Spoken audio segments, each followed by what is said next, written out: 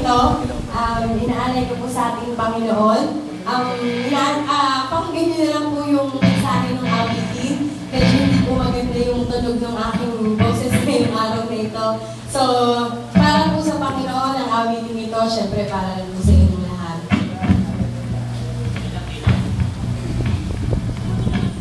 Nattention po ako.